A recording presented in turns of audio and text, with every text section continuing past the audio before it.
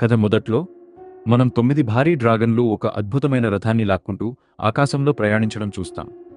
ఆ రథం hidden island అని పిలువబడే ఒక రహస్య ప్రదేశం వైపు వెళ్తుంటుంది. ఈ ద్వీపం మామూలు ప్రదేశం కాదు. ఇది నిజానికి ఆకాశంలో మేఘాలపైన తేలుతూ ఉంటుంది. ఈ ద్వీపంలో ఒక ప్రమాదకరమైన మరియు అత్యంత శక్తివంతమైన ఆయుధం దాగి ఉందని, దాన్ని దక్కించుకున్నవారు దేవుడితో సమానమైన శక్తిని పొందుతారని ప్రజలు నమ్ముతారు. ఆ శక్తి ఎంత గొప్పదంటే అది ఆకాశాన్ని మరియు భూమిని కూడా ముక్కలు చేయగలదు. 1,00,000 సంవత్సరాలకు ఒకసారి మాత్రమే అటువంటి అపారమైన శక్తిని నియంత్రించగల వ్యక్తి పుడతాడని పురాణాలు చెబుతున్నాయి. మరోవైపు చక్రవర్తి తన నమ్మకమైన కత్తి వీరుడు లూ షెన్కు ప్రత్యేక మిషన్ను అప్పగిస్తాడు. అతని పని ఏంటంటే అత్యంత బలవంతులైన యోధులను వెతికి వారిని ఆ రహస్య ద్వీపానికి తీసుకువెళ్లడం. యోధులను ఎంచుకోవడానికి లూ షాంగ్ ఒక వింత పరీక్షను ఏర్పాటు చేస్తాడు.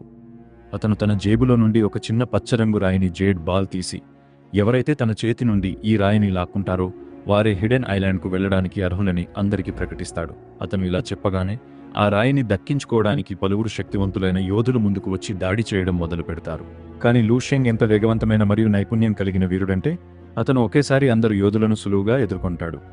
ఆ సమయంలో జుకాంగ్ అనే ఒక వేగవంతమైన యోధుడు ముందుకు వస్తాడు. అతని కదలికలు ఎంత వేగంగా ఉంటాయంటే ఎలాగైనా ఆ రాయిని దక్కించుకోవాలని అతను పట్టుదలతో ఉంటాడు. అతను దాన్ని పట్టుకోబోయే లోపే ఆ రాయి అకస్మాత్తుగా గాలిలోకి ఎగిరి దగ్గరలోని ఒక గ్రామం వైపు వెళుతుంది. ఇది చూసి యోధులందరూ వెంటనే దాని వెనుక పడతారు. జుకాంగ్ పూర్తి వేగంతో దాని వెనుక పరిగెత్తుతుంటాడు. కానీ హఠాత్తుగా మరో యోధుడు పక్క నుండి అతనిపై దాడి చేస్తాడు. అదే సమయంలో జుకాంగ్ ఒక భయంకరమైన దృశ్యాన్ని గమనిస్తాడు. ఒక వేగంగా వస్తున్న ఎడ్లబండి ఒక అమాయక చిన్నారి వైపు దూసుకుపోతుంటుంది. ఆ బిడ్డ దాని కిందపడి నలిగిపోయేలా కనిపిస్తుంది. ఒక్క క్షణం కూడా ఆలోచించకుండా జుకాంగ్ ఆ బిడ్డను కాపాడటానికి ముందుకు దూకుతాడు. ఆ రాయిని వదిలేసి అతను పెద్ద తప్పు చేశాడని కొందరు యోధులు అనుకుంటారు. కానీ అసలు విషయం ఏంటంటే ఆ బిడ్డను కాపాడటానికి ముందే జుకాంగ్ రహస్యంగా ఆ రాయిని పట్టేసుకుంటాడు. అందరికీ ఈ విషయం తెలిసాక వారు పూర్తిగా షాక్ అవుతారు. కానీ అకస్మాత్తుగా యుకి అనే మరో శక్తివంతమైన యోధుడు ఈ పోరాటంలోకి దూకుతాడు.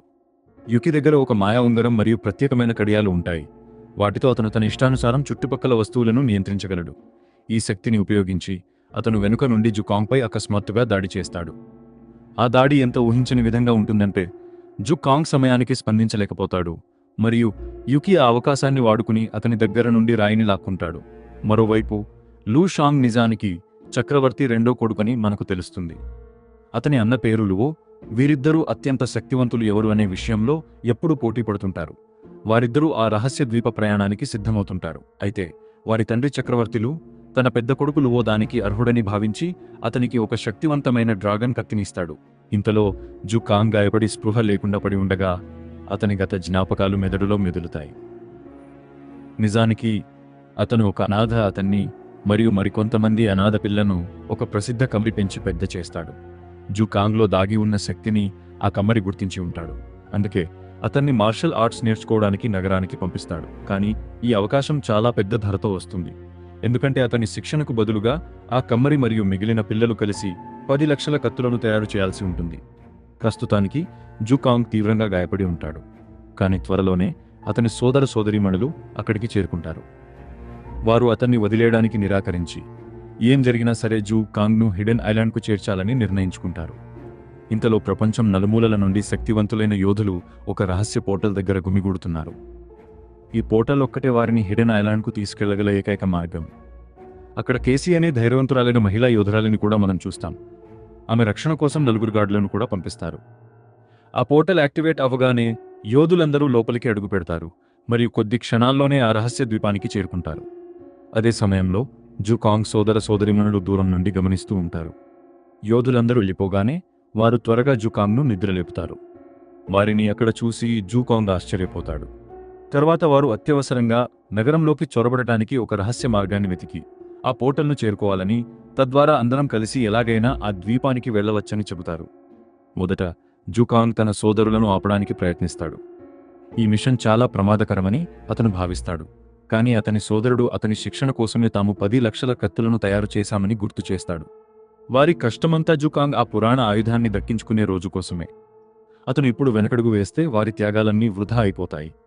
దీని గురించి ఆలోచించి వారందరూ కలిసి రహస్యంగా నగరంలోకి చొరబడతారు. చాలా కష్టాలను ఎదుర్కొన్న తర్వాత జుకాంగ్ చివరకు పోర్టల్ను చేరుకుంటాడు. కానీ అక్కడ ఉన్న 2 గార్డులు అతను బలహీనుడని భావించి అతన్ని అక్కడి నుండి తరిమేస్తారు. సరిగ్గా అప్పుడే అతని సోదర సోదరీమణులు కూడా అక్కడికి వస్తారు. వారు ఆ ఇద్దరు గార్డులను ఓడించి పోర్టల్ను యాక్టివేట్ చేసి అందరూ కలిసి ఆ ద్వీపానికి బయలుదేరుతారు. కానీ వారు ఆ ద్వీపానికి చేరుకోనే అక్కడ కనిపించే దృశ్యం చూసి వారు పూర్తిగా షాక్ అవుతారు. నేల అంతా శవాలు చెల్లాచెదురుగా పడి ఉంటాయి.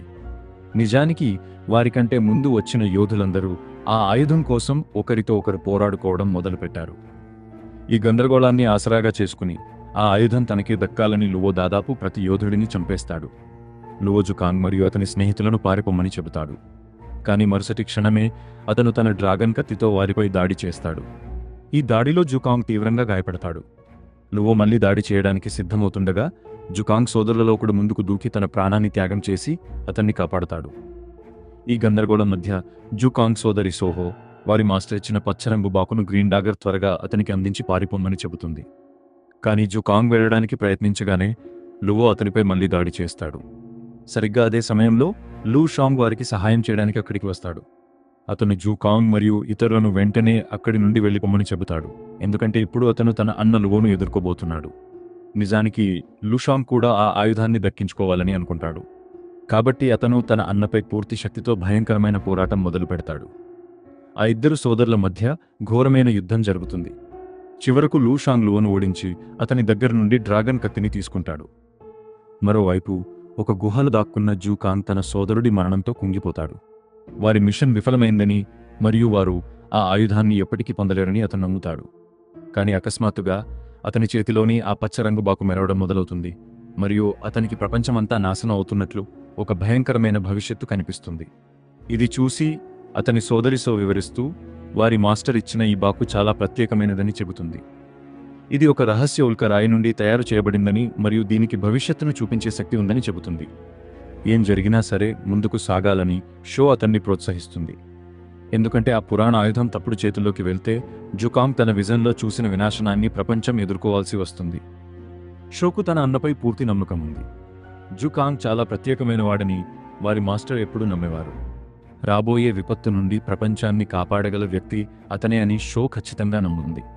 హఠాత్తుగా జుకాంగ్ సోదరులలో ఒకడు కంగారుగా అందరినీ గుహ లోపలికి తీసుకువెళ్తాడు. అక్కడ కాలం స్తంభించిపోయినట్లుగా మనుషులు వింత విగ్రహాలలో పూర్తిగా రాళ్లుగా మారిపోవడం వారు చూస్తారు. కుతూహలంతో అతని సోదరుడు ఆ రాతి విగ్రహాల్లో ఒకదాని చేతిని తాకుతాడు. అతను తాకగానే ఆ చెయ్యి అకస్మాత్తుగా కదలడం మొదలవుతుంది.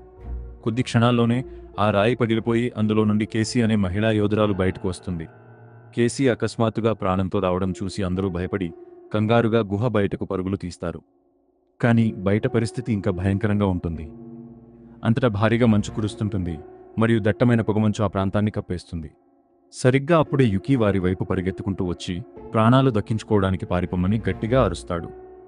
అసలు ఏం జరుగుతుందో వారికి అర్థమయ్యే లోపే ఒక భయంకరమైన రాక్షస మృగం వారి ముందు ప్రత్యక్షమవుతుంది. ఆ జీవి అత్యంత శక్తివంతంగా మరియు భయంకరంగా కనిపిస్తుంది. ఇప్పుడు జుకాంగ్ మరియు అతని సోదర సోదరీమణులు కలిసి ఈ రాక్షసుడిని ఎదుర్కోవాలని నిర్ణయించుకుంటారు. జుకాంగ్ ధైర్యంగా ఆ రాక్షసుడి పైకి ఎక్కి తన స్నేహితులను దూరంగా ఉండమని చెబుతాడు. హఠాత్తుగా ఆ రాక్షసుడు తన శరీరం నుండి ఒక వింతైన కాంతిని విడుదల చేస్తాడు. జుకాంగ్ సోదరుడికి ఆ కాంతి తగలగానే అతను గుహలో చూసిన విగ్రహాలలాగే తక్షణమే రాయిగా మారిపోతాడు. ఆ రాక్షసుడు అతని శక్తిని అంతా లాగేస్తున్నట్లు అనిపిస్తుంది. ఇది చూసి జుకాంగ్ సోదరి షో త్వరగా తన మాస్టర్ ఇచ్చిన బాకును తీస్తుంది. వింతగా ఆ రాక్షసుడు ఆ బాకును చూసి భయపడినట్లు అనిపిస్తుంది. కానీ మరుసటి క్షణమే ఆ రాక్షసుడు షోను పట్టుకుని దూరంగా విసిరేస్తాడు మరియు ఆ బాకు కూడా ఆమె చేతి నుండి దూరంగా పడిపోతుంది. జుకాంగ్ వెంటనే ఆ బాకును తీసుకుని వెనుక నుండి రాక్షసుడిపై దాడి చేస్తాడు. కానీ రాక్షసుడు అతన్ని కూడా గట్టిగా విసిరి కొడతాడు. అందరూ కలిసి ఆ రాక్షసుడిని ఆపడానికి ప్రయత్నిస్తారు. కానీ దాని అపారమైన శక్తి ముందు ఎవరూ నిలబడలేకపోతారు. జుకాంగ్ తన సోదరులు ఒక్కొక్కరుగా చనిపోవడం చూసినప్పుడు అతనిలో కోపం మరియు దుఃఖం కట్టలు తెంచుకుంటాయి. తన పూర్తి శక్తిని కూడగట్టుకుని అతను రాక్షసుడిపై భీకరమైన దాడి చేస్తాడు. ఘోరమైన యుద్ధం తర్వాత జుకాంగ్ చివరకు ఆ రాక్షసుడిని చంపగలుగుతాడు. కానీ ఆ జీవి చనిపోగానే దాని రహస్య శక్తి అకస్మాత్తుగా జుకాంగ్ శరీరంలోకి ప్రవహిస్తుంది.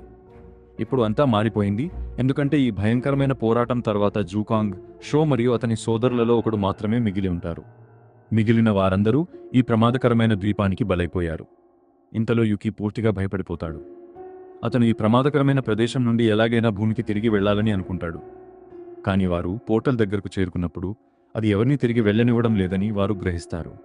అప్పుడు షో వివరిస్తూ వారు ఈ ద్వీపం నుండి ప్రాణాలతో బయటపడాలంటే మొదట ఆ రహస్య ఆయుధాన్ని దక్కించుకోవాలని చెబుతుంది. సరిగ్గా అప్పుడే చుట్టుపక్కల నుండి వింత శబ్దాలు వినిపించడం మొదలవుతుంది.